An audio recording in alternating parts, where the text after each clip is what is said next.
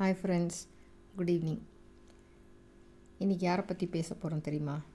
சாதாரண ஒரு குடும்பத்தில் பிறந்து பொருளாதார பேராசிரியராக பணியை தொடங்கி பின்னாடி பிரதமர் பதவி வரைக்கும் உயர்ந்தவருங்க டாக்டர் மன்மோகன் சிங் அவர்கள் பற்றி தாங்க நம்ம இப்போ பேச போகிறோம். இவர் ரிசர்வ் வங்கியோட தலைவராகவும் நிதியமைச்சராகவும் முக்கிய பொறுப்புகளெல்லாம் இருந்திருக்கிறார். இவர் பண்ண முக்கியமான சட்டம் என்ன தெரியுமா? மகாத்மா காந்தி தேசிய கிராமப்புற வேலைவாய்ப்பு உத்தரவாத சட்டங்க. இதனால் கிராமப்புறங்களில் இருக்க நிறைய பேரோட வாழ்வாதாரம் உயர்ந்துச்சு. இன்னொன்று, ஜூலை 25, 1991 யாரும் எதிர்பார்க்காத விதமாக ஒரு பட்ஜெட் தாக்கல் பண்ணார். இந்த பட்ஜெட்டுக்கு நிறைய பேர் எதிர்ப்பு தெரிவித்தாங்கங்க. தனியாளாக இதை கையாண்டார்.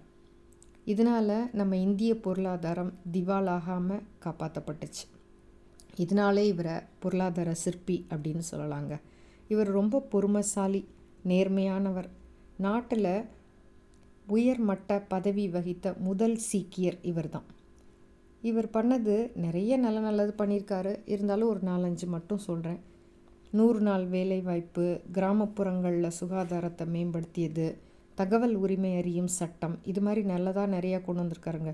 இந்த தகவல் உரிமை அறியும் சட்டம் இருக்குல்ல, இதை கொண்டு வந்ததுனால எல்லாரும் எல்லாத்த பற்றியும் தெரிஞ்சுக்கிறதுக்கு ரொம்ப ஈஸியாக இருந்தது.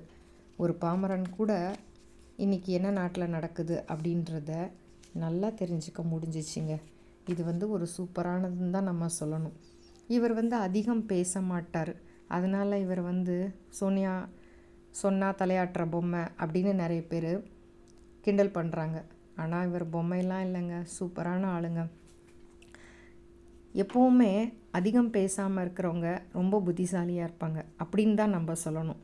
இவரை பொம்மைக்கம்மன்லாம் சொல்லக்கூடாது. ஏன்னா அதிகம் பேசாமல் புத்திசாலியாக இருந்ததுனால தான் இன்னொரு சூப்பரான ஒன்றை பற்றி நான் இப்போ சொல்கிறேன் பாருங்கள். அதை கொண்டு வந்த இவர் தான் SEZ ஆக்ட்னு. இது ஸ்பெஷல் எக்கனாமிக் ஜோன்ஸ் ஆக்ட்.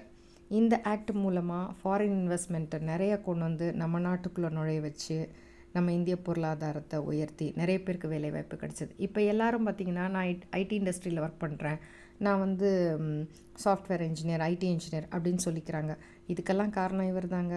இந்த SEZ ஆக்ட் மூலமாக தான் நம்மளுக்கு ஃபாரின் இன்வெஸ்ட்மெண்ட் நிறையா கொண்டு வந்து நம்ம நாட்டில் கொட்டினதுனால தான் மூளைக்கு மூளை ஐடி இண்டஸ்ட்ரி திறந்துருக்காங்க. அங்கே இருக்கவங்களுக்கு நம்ம இங்கேருந்து வேலை பார்த்து கொடுக்குறோம் இல்லையா? இதனால் நம்ம எத்தனை பேரோட வாழ்வாதாரம் உயர்ந்திருக்கு. அதை விட்டுட்டு அவரை பொம்மகம்மன்னு சொல்லலாமா? சூப்பரான ஆக்ட் கொண்டு வந்ததுனால தானே இத்தனை பேர் வேலை செய்கிறோம் ஐடியில். குளோபல் இன்வெஸ்ட்மெண்ட்டுக்கு ஏற்ற இடம் நம்ம ஊர் தான், நம்ம இந்தியா தான் அப்படின்னு சொல்லி எல்லோரும் நம்ம நாட்டை ரொம்ப புகழ்ந்து பேச ஆரம்பித்தாங்க. அதுக்கெல்லாம் காரணம் இவர் தாங்க. நல்ல பொருளாதார சிற்பியாக இருந்தால் தான் இந்த மாதிரிலாம் திட்டங்கள் தீட்ட முடியும்.